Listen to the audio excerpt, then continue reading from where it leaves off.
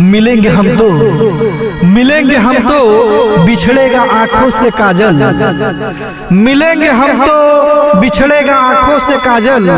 कभी तो हटकर रहेंगे, कभी तो हटकर रहेंगे यह गम के बादल। ऐसे ही लोगों की रानी, ऐसे ही लोगों की रानी करती हो खातिरदारी, ऐसे ही लोगों की रानी करती हो खातिरदारी। करते हैं बदनाम जो, करते हैं बदनाम जो तुमको यारों में बता यारी।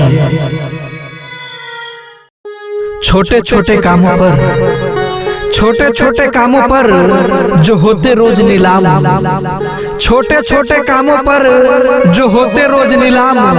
ऐसे चालू लोगों का, ऐसे चालू लोगों का कहीं रुकने देगा काम।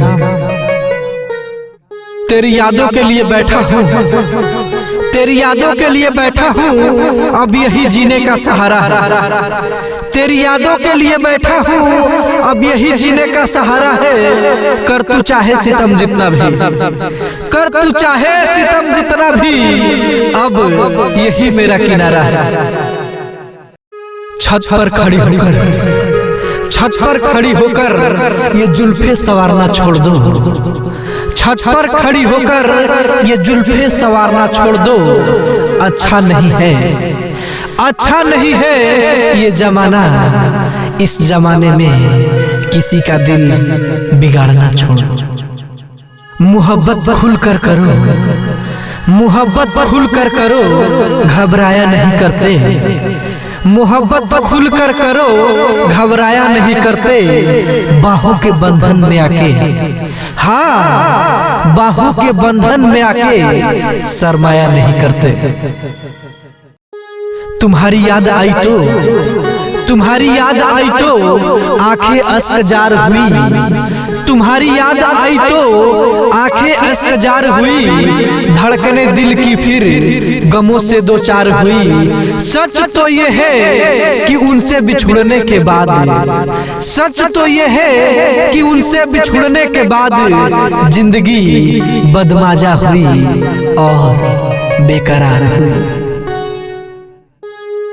प्यार का चर्चा शहर में हुआ, प्यार का चर्चा शहर में हुआ। जब से दीदार में उनकी यादें बड़ी दुश्वार हो गई। प्यार का चर्चा शहर में हुआ, जब से दीदार में उनकी यादें बड़ी दुश्वार हो गई। हाथ जब से उनका मेरे हाथों में आया, हाँ हाथ जब उनका मेरे हाथों में आया, वीरान जिंदगी में मेरी गुले गुलजार हो गई। दिल में तुम्हें पाने की हसरत लगाए बैठे हैं, दिल में तुम्हें पाने की हसरत लगाए बैठे हैं। उस दिल के इंतजार में, हाँ उस दिल के इंतजार में आज भी पलके बिछाए बैठे हैं। तमन्ना पूरी कर जानू, तमन्ना पूरी कर जानू कभी तो पास आकर, तमन्ना पूरी कर जानू कभी तो पास आकर। करता हो जैसे किसी यार के बंगले में जाकर।